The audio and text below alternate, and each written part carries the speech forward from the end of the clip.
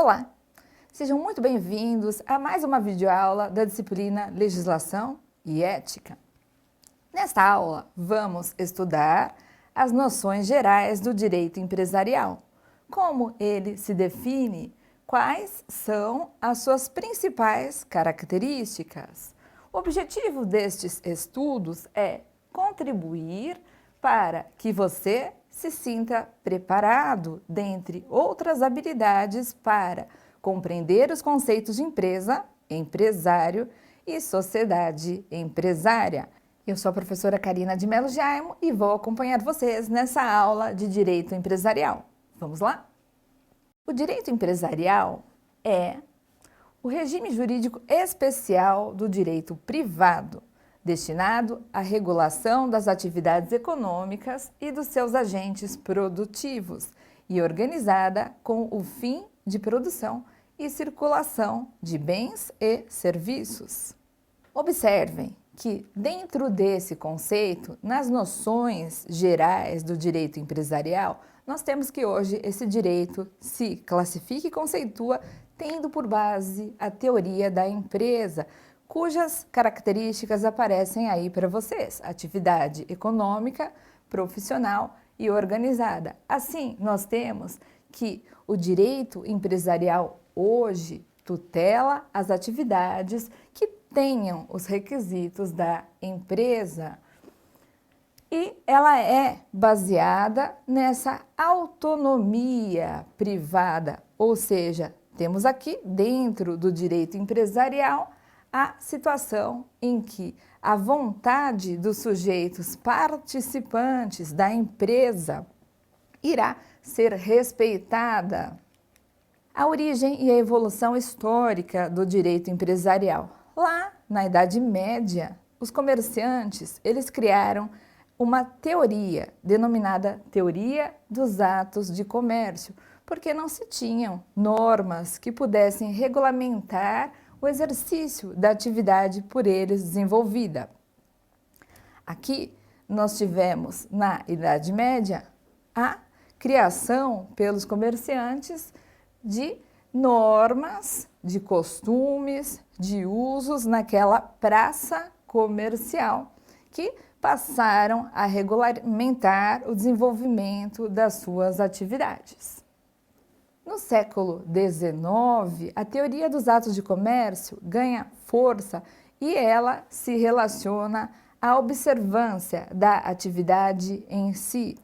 Criou-se uma lista de atividades e todos aqueles que fossem exercentes de qualquer daquelas atividades constantes da lista eram considerados comerciantes. Observem que a essa época não tinha importância o modo de realização da atividade, mas o que importava mesmo era o enquadramento da pessoa no exercício daquela atividade. O nosso código, a nossa legislação, como nós já falamos a princípio, adota a teoria da empresa. Observem a leitura do artigo 966 do Código Civil. Considera-se empresário quem exerce profissionalmente a atividade econômica organizada para a produção ou a circulação de bens e serviços. Aí nós temos uma tabela comparativa da teoria dos atos de comércio, o que era antes, e da teoria de empresa. Nos interessa muito aqui destacar para vocês que, pela teoria dos atos de comércio, que foi inaugural aí dentro do direito empresarial e não está mais vigente no nosso ordenamento jurídico, nós tínhamos uma grande importância para a atividade em si. O que importa é o objeto da atividade em si. Hoje a visão muda, turma. Nós temos aqui dentro da nossa doutrina a adoção da teoria de empresa e também pela legislação. Acabamos de ler aí o artigo 966, não é? Que fizemos o destaque dessa situação E o que importa aqui hoje para nós é o modo de exercício da atividade. Não basta aí olhar simplesmente para o exercício da atividade como era antes, mas ela precisa desenvolver-se como uma atividade profissional, uma atividade econômica e uma atividade organizada. O que isso quer dizer? Vamos entender? Uma atividade profissional significa uma atividade que seja exercida pessoalmente, habitualmente e em nome próprio.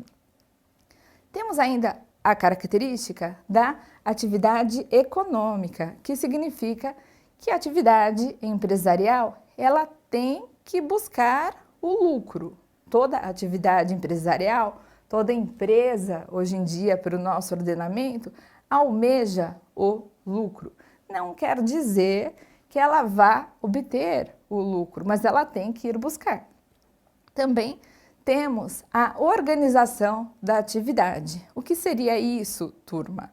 Nós temos aqui que o empresário, ele precisa ter uma conduta articulada, ele precisa articular o capital, a mão de obra, os insumos e a tecnologia, que são os chamados fatores de produção. Não estando presentes todos esses requisitos cumulativos, nós não temos aí a empresa em si considerada. Não se observa a presença dos requisitos que são colocados como essenciais pela nossa doutrina e legislação hoje para que se tenha a teoria da empresa. De outro lado, nós tínhamos no passado, na teoria dos atos de comércio, os comerciantes, era o termo que nós utilizávamos, que tinham uma certa habitualidade no desenvolvimento daquelas atividades da lista dos atos de comércio, também esmeravam o lucro e tinha-se uma intermediação aí de atividades entre eles. Vamos agora passar à análise do empresário. Falamos até então das atividades dentro da teoria da empresa, repito, econômica, profissional e organizada, mas não falamos da figura do empresário. Quem é o empresário? O que é necessário para o empresário? O empresário é o sujeito que realiza a atividade que é objetivada por aquela empresa. Temos algumas necessidades, requisitos, condições para que essa pessoa seja empresária, Primeira condição é que antes do exercício, antes mesmo do início do exercício da atividade, se tenha um registro público na sede da empresa, de empresa mercantil. É nesse momento aí do registro que o empresário opta pelo tipo de enquadramento legal da sua empresa.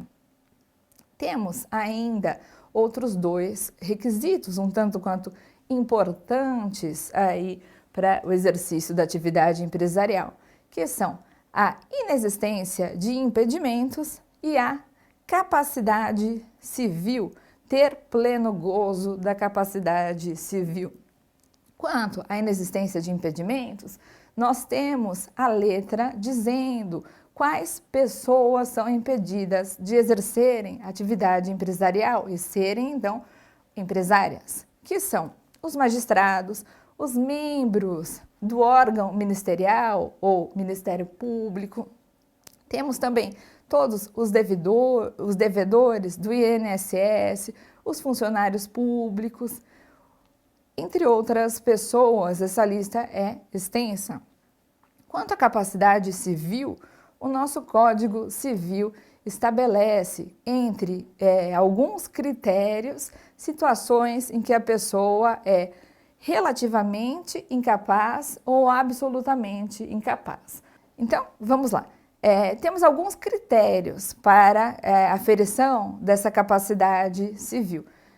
Numa primeira classificação estão os absolutamente incapazes, que se encontram do 0 aos 16 anos de idade, observando nesse momento apenas e tão somente o critério etário. E temos ainda os relativamente incapazes, que poderão praticar os atos da vida civil, poderão exercer direitos e contrair deveres, contrair obrigações, uma vez assistidos. E eles se enquadram dos 16 aos 18 anos de idade. Observem que para ser empresário eu preciso ter pleno gozo da capacidade civil.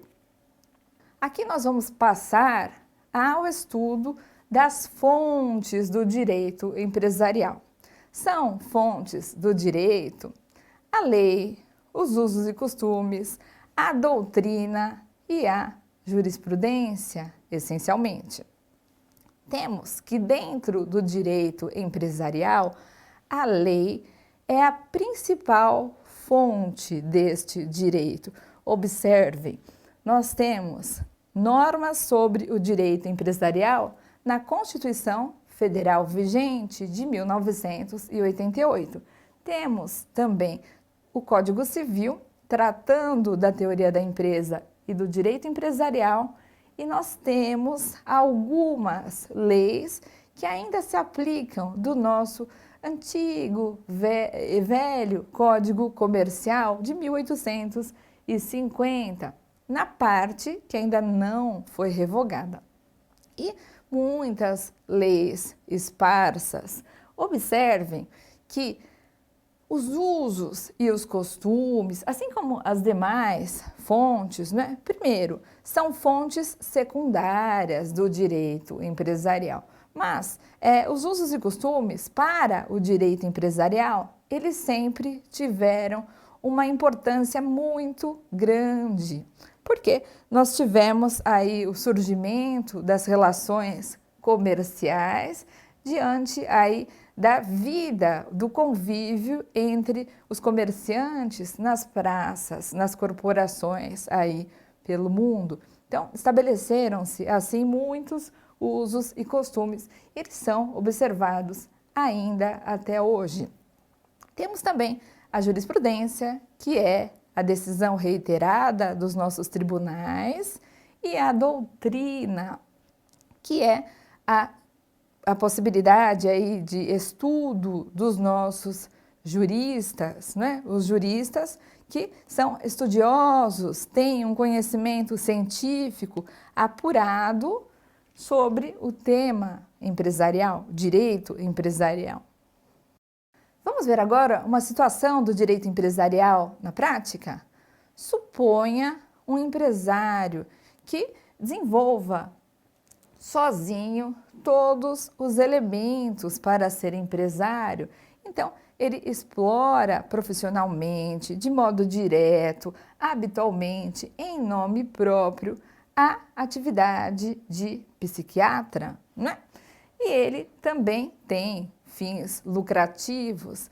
Imaginem, e pergunto a vocês, esse psiquiatra, ele é considerado empresário? Não. Para o nosso ordenamento jurídico, nós tínhamos a necessidade, para tanto, que esse psiquiatra ele desenvolvesse essa atividade organizada. De que forma? Articulando o seu capital, contratando mão de obra, tendo a utilização e articulação de insumos e tecnologia no desenvolvimento da sua atividade. A situação muda de figura se pensarmos nesse mesmo psiquiatra indo prestar serviços em um hospital. No hospital, né, esse mesmo psiquiatra, ele desenvolve uma atividade que é considerada pela teoria da empresa uma atividade empresarial. Estão lá presentes os requisitos da atividade empresarial, também ele vai exercer pessoalmente, de forma habitual, desenvolvimento da sua função de psiquiatra, visa o lucro também, mas tem no seu entorno, naquele hospital, né? E a empresa é o hospital, toda a articulação, todo o planejamento com a contratação de mão de obra, a disposição de uma tecnologia para o exercício do seu trabalho, de insumos e o emprego do capital. Então, observem que esse mesmo psiquiatra, quando trabalha sozinho, ainda observando-se no exercício da sua atividade, a lucratividade e também, não é, a habitualidade, a pessoalidade, ele não é considerado pela nossa doutrina e legislação pátria enquanto empresário. E quando ele desenvolve a sua função no hospital, aí sim nós temos a aplicação da teoria da empresa. Observem bem o porquê disso, não é? Não se classifica como empresário quem exerce profissão intelectual, de natureza científica, literária ou artística, a princípio, a não ser que se tenha a presença de todos os requisitos que nós falamos, principalmente da organização da atividade como empresa. Então, destaca-se aqui, por este exemplo, que o nosso código, não é, adota uma teoria que não se importa com a atividade em si, a princípio, mas principalmente com o modo de desenvolvimento dessa atividade. Para a proteção do nosso direito empresarial e para a incidência das suas regras, nós temos a necessidade da observância de uma organização, um modo de exercício diferenciado nessa atividade, organizada e articulada por cada uma das pessoas. Essas regras de quem exercer profissão intelectual, de natureza científica, literária ou artística, elas já se traduzem numa situação em que, a princípio, a priori, não se aplica a teoria da empresa, salvo se o exercício da profissão constituir um elemento da empresa. Pessoal, trouxe aqui para vocês um vídeo da Advocacia Geral da União que explica quem pode ser considerado empresário. Vamos assistir? Você sabe quem pode ser classificado como empresário? A AGU explica. Vimos aqui no AGU Explica que o direito comercial foi substituído pelo direito empresarial e que, portanto, a teoria dos atos de comércio foi substituída pela teoria dos atos de empresa. O direito empresarial tem sua teoria geral tratada no livro 2º do Código Civil de 2002, chamado Direito da Empresa. Dentro dessa teoria geral, o primeiro conceito que surge é o de empresário, sobre o qual gira todo o direito empresarial. O conceito de empresário vem disposto no artigo 966 do Código Civil de 2002, que o define como aquele que exerce profissionalmente atividade econômica organizada voltada à produção ou circulação de bens ou serviços. A primeira expressão que deve ser chamada a atenção é o profissionalmente, ou seja, só poderá ser classificado como empresário aquele que exerce a atividade econômica de modo habitual. Dizer que exerce a atividade de modo profissional é o mesmo que dizer que essa atividade não é esporádica ou casual. Imagine a seguinte situação: João, que é médico, deseja vender o seu carro para comprar um carro novo. Ele não pode ser classificado como empresário, pois essa atividade não é exercida com profissionalismo, não é exercida com habitualidade, mas sim de modo casual e esporádico. Já Maria, que é dona de uma concessionária e vive do lucro dessa atividade, pode sim ser classificada como empresária. A segunda expressão importante no conceito de empresário é justamente a atividade econômica organizada. No exemplo que demos, tanto João quanto Maria exercem uma atividade econômica, a venda de carro. Mas além da habitualidade, há mais uma diferença nesse caso hipotético. É que na venda realizada por Maria, a atividade econômica exercida é também organizada. A atividade econômica será organizada quando o empresário organiza os meios de produção, ou seja, o capital, a mão de obra, os insumos e a tecnologia. Por fim, o artigo 966 do Código Civil exige que, para ser classificado como empresário, a atividade econômica deve ser voltada à produção ou circulação de bens ou serviços. Atenção à diferença de conceitos. A pessoa que exerce a atividade econômica é chamada de empresário, já a atividade que é exercida é chamada de empresa. Por fim, o estabelecimento empresarial é o conjunto de bens que o empresário utiliza para o exercício da empresa. No parágrafo único do artigo 966 do Código Civil, existe uma exceção, mas que veremos em um próximo episódio. Chegamos ao final de mais uma aula de legislação e ética, direito empresarial. Não deixe de acessar a plataforma e o nosso Saiba Mais. Até a próxima aula. Tchau!